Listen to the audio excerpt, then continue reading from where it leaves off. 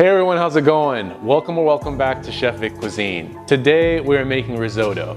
Now, not only is risotto a rich and indulgent meal, but it's also a pretty versatile one, where this can be made for any type of occasion.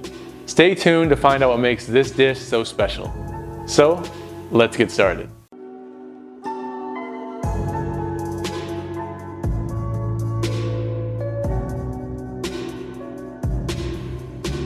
So jumping right into this recipe, we're gonna need about a quarter cup's worth of shallots that have been finely minced, and that'll be approximately 1 to 2 medium-sized shallots.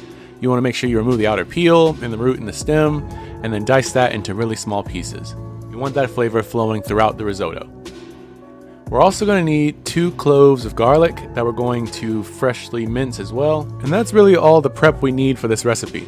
Now you want to heat a large deep dish frying pan over medium heat or 350 degrees Fahrenheit or 176 degrees Celsius and add in 1 tablespoon's worth of extra virgin olive oil.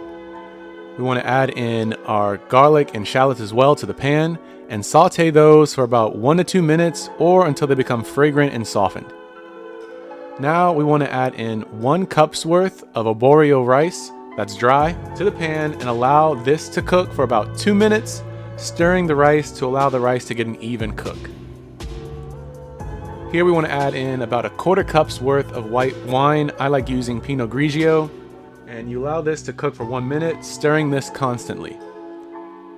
And once the white wine has cooked in, we want to add in 1 cup of our chicken broth to the pan and stir the pan occasionally while the rice cooks and absorbs the broth. In total for this recipe, we're going to need 4 cups worth of chicken broth. As the rice absorbs the broth, we want to add in half a cup more broth at a time, allowing the rice to absorb the broth before adding the next portion. It should take roughly about 3 to 4 minutes for each half cup to absorb. And now, once you have cooked in your rice for about 15 minutes, the rice will begin to slowly stop absorbing as much liquid, and you may want to change to adding a quarter portion of the broth at a time at this point. Your aim here is for the texture of the rice to be al dente, so it should not be too soft or too hard. This should happen around the 20-minute mark or so, cooking the rice after adding the broth. Once it's al dente, we want to remove the pan from the heat and add in 2 tablespoons worth of unsalted butter that's been divided, as well as 2 tablespoons worth of Parmigiano Reggiano cheese, giving this a good mix to make sure the butter and the cheese are well blended. We want to season our risotto with a quarter teaspoon of salt and a quarter teaspoon of black pepper to start. You can always add more to your own personal taste. You want to make sure you stir this until it's well combined. Now transfer this to a serving plate, and what I like to do is add on some additional Parmesan Reggiano cheese as well as some freshly chopped parsley. And with those final touches, our risotto is ready to be served and enjoyed. Congrats, you've made this 5-star dish right at home. Try adding also some thinly sliced white mushrooms in the recipe for another layer of flavor. Risotto can be super customizable. I recently had one that had lobster in it and it was absolutely delicious. But when you all do try this at home, be sure to tag me at Chef Vic Cuisine or hashtag Chef Vic Cuisine so I can see your great takes on this dish.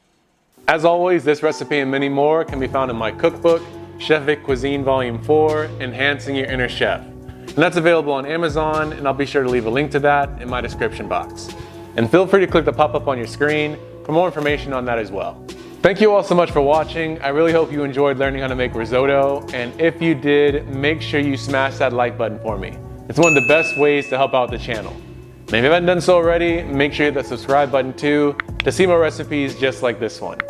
And sharing is caring, so if you enjoyed this recipe and think someone else will too, feel free to share this with all your family and friends. And stay tuned for next week where I show you one of my new favorite desserts hailing from Portugal, pastéis de nata. The textures and the flavors of this dessert cannot be denied. I cannot wait for you guys to try this at home. You are definitely in for a treat.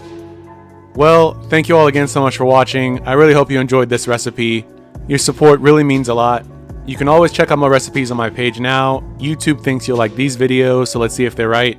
And I'll catch you next time on another episode of Chef Vic Cuisine. And until then, peace.